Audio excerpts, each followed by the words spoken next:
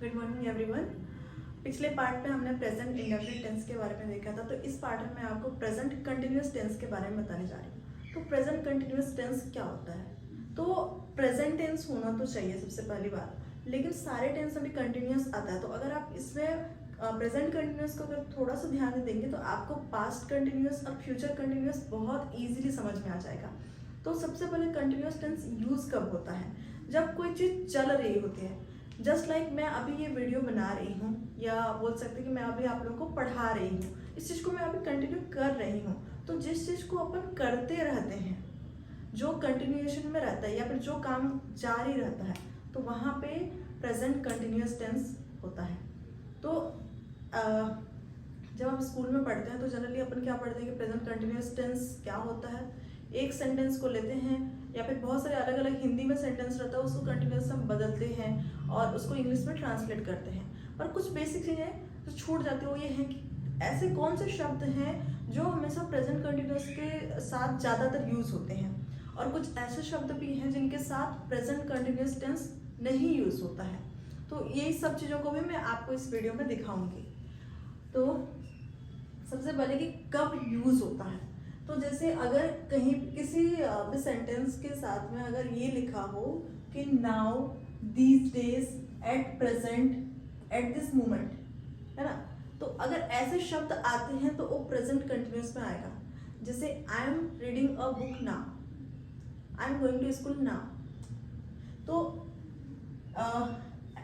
These days में अगर कुछ चीज आपको कर रहे हैं, है ना, जैसे I am watching movies these days, ये भी हो सकता है। तो ये शब्द अगर शब्द आ रहे हैं तो उसमें आपका प्रेजेंट कंटिन्यूअस के फॉर्म में आएगा। और कंटिन्यूअस में कैसे समझ में आएगा कि कंटिन्यूअस है? जिसमें आईएनजी फॉर्म होता है। अगर इंग्लिश की बात करें तो जो वर्ब का आईएनजी फॉर्म होता है, जैसे स्ट्रक्चर में भी मैंने लिखा है कि subject plus helping verb plus verb का ING form plus object plus other words. तो हेल्पिंग वर्ड्स में क्या आएगा? हेल्पिंग वर्ब में इसमें इज एम आर आता है। अब इज एम आर में से कब किसके साथ क्या लगेगा? तो जैसे आई के साथ तो एम ही लगता है, एम किसी और के साथ नहीं लगेगा। अब जैसे अपन नाउन की बात करें तो ही, शी, इट, यानी कि थर्ड पर्सन सिंगुलर नंबर, इसमें आपका क्या लगेगा? इज। और जितने प्लूरल हैं, प्लूरल में हमेशा आर लगता है। पर यहाँ पे जैसे यू होता है, यू को क्योंकि सिंगुलर या प्लूरल वो सेंटेंस के हिसाब से समझ में आता है कि यू वहाँ पे किस फॉर्म में यूज हो रहा है, यू के साथ भी हमेशा आर यूज होता है। ठीक है, तो अगर कंटिन्यूअस टेंस का आप स्ट्रक्चर देखें तो सब्जेक्ट प्लस हेल्पिंग वर्ब के जगह में आप बोल सकते हैं is am are plus verb का आईएनजी फॉर्म। जैसे रीड का आईएनजी फॉर्म हो जाएगा रीडिंग, गो का आईएनजी फॉर्म गोइंग।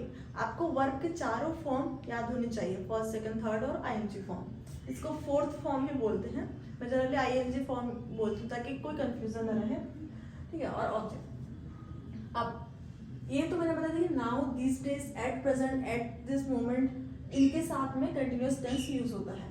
अब जैसे कोई निकट भविष्य की कोई निश्चित योजना है कि आपको पता है कि आप कुछ चीज करने ही वाले हो, और ऐसा भी नहीं कि भविष्य मतलब 10 साल बाद करोगे या कई मतलब महीनों बाद करोगे, जो एकदम फिक्स है कि 1-2 दिन में ही जैसे जो चीज कर रहे हो तो निकट भविष्य में आ जाएगा। जैसे अगर आज आपको दिल्ली जाना है आज रात को, तो उसमें आप ये नहीं बोलोगे कि I will go daily to night, उसमें आप यूज कर सकते हो I am going to daily to night. तो यहाँ पे देखिए निकट भविष्य में आपको फ्यूचर टेंस लगाने की इतनी जरूरत नहीं है। आप प्रेजेंट कंटिन्यूअस टेंस में भी जो मतलब जो एकदम नजदीक वाला फ्यूचर है उसके बारे में आप बता सकते हो। तो I am going to Mumbai tonight, यहाँ पे टू नाइट मतलब आज रात, कोई बहुत दूर की बात है नहीं। और जैसे कई बार ये होता है कोई समवन इस तरह की वो चिड़चिड़ाते ही रहते हैं या फिर वो नाराज ही रहते हैं, एनॉइंग, जो एनॉय करते रहते हैं या कंप्लेन करते रहते हैं, तो उसके लिए भी अगर हम उनके बारे में बताना है तो हम उसमें आईएनजी फॉर्म को यूज कर सकते हैं। जैसे कोई अगर मान लो बहुत ज़्यादा कंप्लेन करती रहती है तो उसको लिखो सी इज ऑलवेज कंप्लेनिंग। यहाँ पे कंप्लेनिंग देखिए आईएनजी फॉर्म है आईएनजी फॉर्म है, और यहाँ पे हेल्पिंग वर्ब में क्या आ गया है, इज आ गया है, तो इज भी है, हेल्पिंग वर्ब में आईएनजी फॉर्म भी है, तो ये कौन सा टेंस हो गया, कंटिन्यूअस टेंस। तो ऐसे आप सेंटेंस को देख के भी आपको पहचानने आना चाहिए कि कौन से टेंस का होगा। तो जैसे यहाँ पे उसको चिड़चिड़ापन या कंप्लेनिंग, जो उसकी शिकायती प्रवृत्ति है उसको दिखाने के लिए भी हम क्या लिख सकते हैं, सी इज ऑलवेज कंप्लेनिंग, और वो शिकायत करती रहती है। अब कब यूज नहीं करते हैं, कुछ शब्द ऐसे हैं जिसमें जनरली, ऐसा नहीं कि एकदम कभी नहीं यूज करेंगे, जनरली आमतौर पे उनके साथ में आईएनजी फॉर्म यूज नहीं होता है।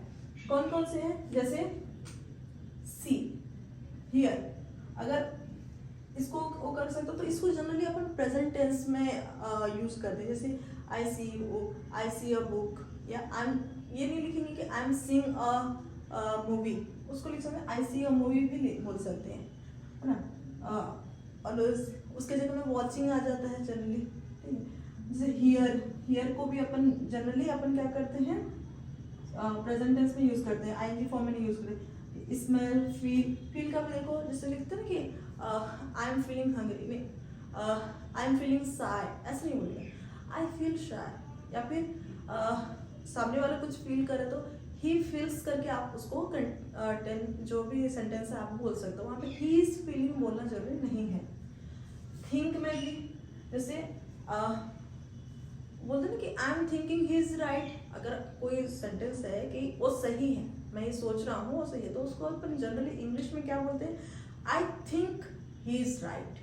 तो यहाँ पे अपन क्या करते हैं, उसको प्रेजेंट टेंस में, मतलब इंडेफिनिट टेंस में यूज करते हैं, उसको कंटिन्यूअस में नहीं करते हैं। तो सेम थिंक के लिए भी, टेस्ट के लिए भी, seem, appear, look, love, wish, mean, suppose, need, dear, और ऐसे दो चार और वर्ड्स भी हैं जो हमेशा मतलब जिनको अपन जनरली कंटिन्यूअस टेंस में यूज नहीं करते हैं। तो ये चीजें याद रहेंगी आपको। अब मैं आपको इसमें जो सेंटेंस अपन जो जनरली पढ़ते हैं कि प्रेजेंट कंटिन्यूअस टेंस में सेंटेंस को कैसे लिखेंगे, अब अपने पास सिंपल सा एक हिंदी में लिखते हैं कि वह एक पत्र लिख रहा है, जो अपन स्कूल में बेसिक में पढ़ते हैं। और मैं बताओ, अगर आप बेसिक जो स्कूलिंग में पढ़े रहते हैं ना, वही अगर आपके दिमाग में है तो आपको टेंस में कभी कोई दिक्कत नहीं होगी।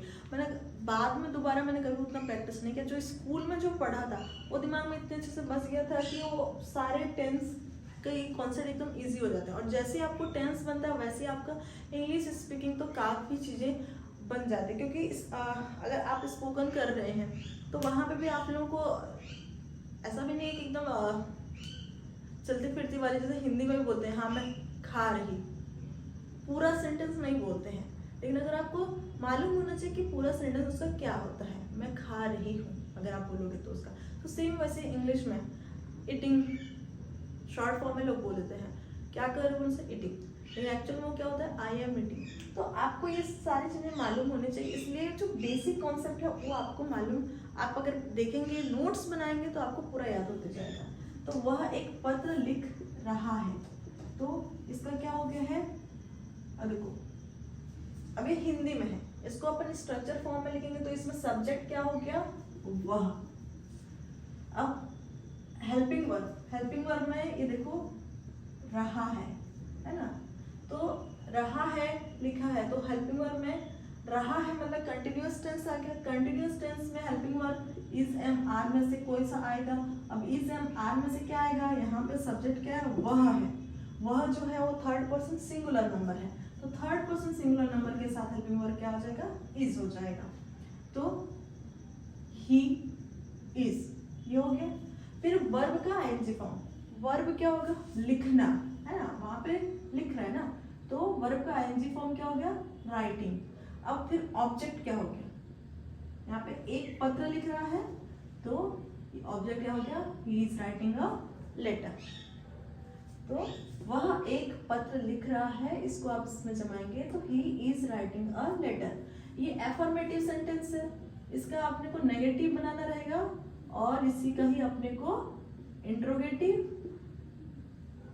और इंट्रोगेटिव नेगेटिव। तो इंट्रोगेटिव नेगेटिव और नेगेटिव बनाने के लिए ज्यादा कुछ देखना नहीं है आपको, सीधा सीधा जैसे यहाँ पे नेगेटिव बनाना है तो ही हेल्पिंग वर्ब के बाद में नॉट लग जाएगा, तो he is not writing a letter, ये हो गया। अब इसका इंट्रोगेटिव में क्या हो जाएगा, जो हेल्पिंग वर्ब है वो सामने आ जाएगा। तो is he writing a letter, और इसका इंट्रोगेटिव क्या हो, नेगेटिव क्या हो जाएगा, interrogative negative, is he not writing a letter. Clear है? मतलब इंट्रोगेटिव नेगेटिव के लिए आपको क्या करना पड़ेगा, सब्जेक्ट के बाद नॉट लगेगा, है ना। और इसका शॉर्ट फॉर्म में भी बनता है, जैसे मैंने यहाँ पे लिख दिया is he not writing a letter. तो इसको अगर आप शॉर्ट फॉर्म में बनाते हैं ना, तो कई बार इसको जैसे कई लोग इसको इजंट लिख देते हैं, इजंट ही। अब यहाँ पे फिर नॉट क्या हो गया, इधर आ गया, तो ये नॉट जब इधर आया तो ये इधर क्या बन गया, नॉट इधर आके इजंट हो गया। ये शॉर्ट फॉर्म है, इज नॉट ही कभी नहीं आएगा।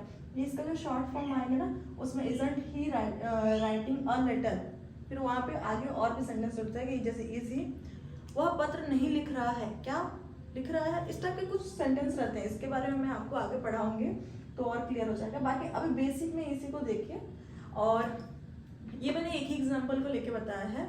आपको अगर अपने टेंस को क्लियर करना है तो आपके पास से बहुत सारे स्टडी मटेरियल होंगे, और मैं चाहूँगा कि आप बहुत सारे क्वेश्चन को ऐसे बनाओ।